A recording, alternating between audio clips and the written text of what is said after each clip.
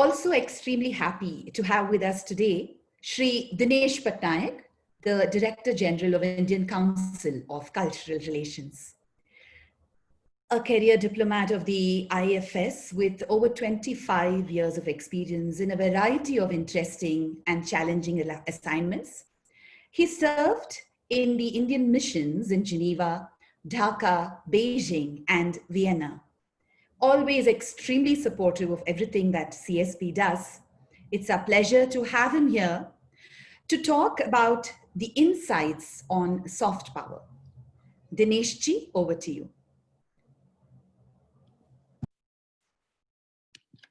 Namaskar. Can you hear me? Namaskar and happy Independence Day to all. I'm delighted to be here on this day at the inaugural ceremony of Namaste 2020, a global utsav of Indian soft power. This utsav will run for almost a month and will address the various facets of India's soft power, from its antiquity and cultural heritage to its scientific and technological capabilities, from Ayurveda and yoga to Indian cuisine and cricket, cinema, tourism, art and craft, classical music and dance, literature, languages.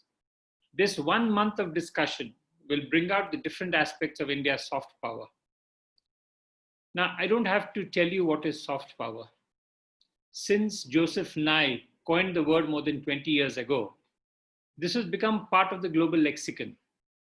Hard power, soft power, smart power, all these have been analyzed and discussed over the past 2 decades. And yet, I'm not sure whether we have a clear understanding of what soft power means. In a general sense, yes, we know what it means.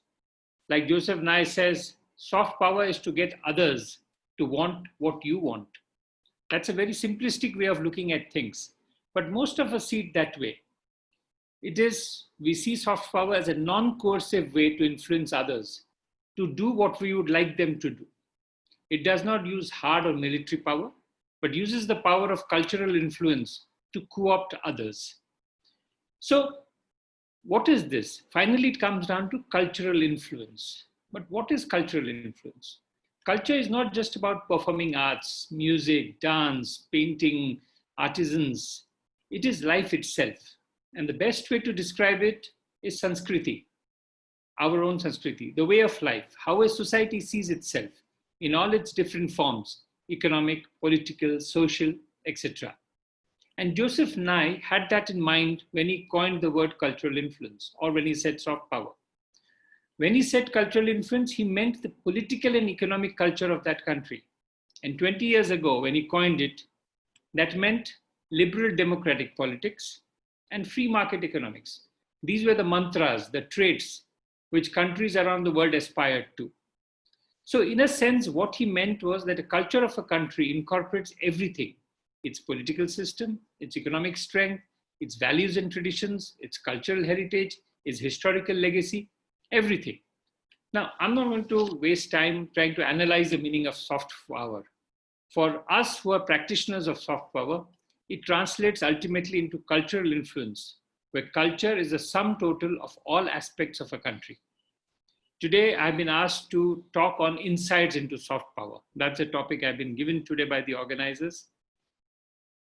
India is blessed because we have all the soft power resources or assets at our disposal. I call them soft power assets because these are the assets a country has. All countries have them. Some have it in big quantities, some have it in small quantities, some have it in high quality, some have it in low quality. But all of it are soft power assets, like I said before. And from antiquity and cultural heritage to scientific and technological capabilities, from Ayurveda and yoga to cuisine and cricket, from cinema, tourism, art and craft, classical music and dance, literature, languages. These are all soft power assets that we have. And India has great strength in all of this.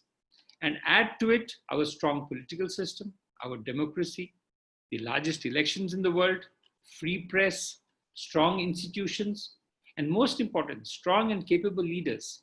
From the time of independence till now, we have had leaders who could lead us, who were shining beacons of hope in the world. And this is important because these are all the necessary strengths that you need to be a soft power superpower. And we have all of this. But we have to question few things. But does having all these soft power assets translate into influence? Not necessarily, because just having assets does not mean influence. We have to have the mechanism, the wherewithal to translate these assets into influence. Just having a great cultural heritage with magnificent monuments, a historical legacy, and tremendous tourism potential is of no use if we do not have people aspiring to come to India to see it. Even today, our tourism numbers are one of the lowest in the world.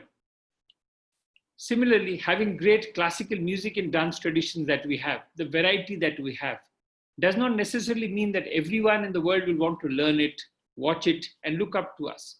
We have to showcase it. We have to package it in such a way that the world aspires to know it. We need to utilize these great soft power assets that we have in a manner that it translates into an aspirational asset that the global community looks up to, marvels at, and wants to participate in it. This should be our endeavor. In this regard, there are three aspects of soft power that I'd like to discuss here, that I'd like to actually mention to the audience that is here. To be able to understand how soft power works, these aspects are important to note. First thing, soft power, like Vijay Lakshmi ji said, is about admiration and inspiration. People have to admire and be inspired by your soft power assets. Your culture, your democratic systems, your cultural heritage, your historical legacy, your technological strengths, all these needs to be admired and inspire people to try and emulate you, be like you. All countries in the world have their own soft power strengths. It's only when other countries admire and look up to it, does it translate into influence and power. Just having soft power assets does not make a difference. Secondly, soft power cannot exist on its own. It needs hard power in the form of either political strength, of course, military capability, and economic strength to be effective. Just imagine if the US today was a poor democracy with basic military strength and a poor technological capability.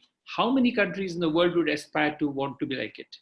It does not, because even if you have all the soft power in the world, if you do not have hard power, it does not translate it into power at all. Similarly, we know that there are countries which are not democratic, which suppress human rights, where there is no freedom of press, but yet, because of the economic might and military strength, they feel they have considerable soft power strength. So for us, it's important to understand that if our soft power assets have to fulfill its potential, we need to grow both politically and economically as a nation. There is no other way. That is the only way we can use all these strengths we have, all these soft power strengths we have, into real influence. Thirdly, soft power is very fragile. You can build up your soft power assets over a long period of time, but one serious mistake and you will lose all of it. It's like living in a glass house. One big stone and it all comes crumbling down. It's very important that we preserve our soft power assets, that we are consistent and normative in our approach. You have to reflect the values that you propagate. There cannot be hypocrisy, where we preach something globally but behave differently at home. And this fragility of soft power comes from only one thing, hubris, from pride.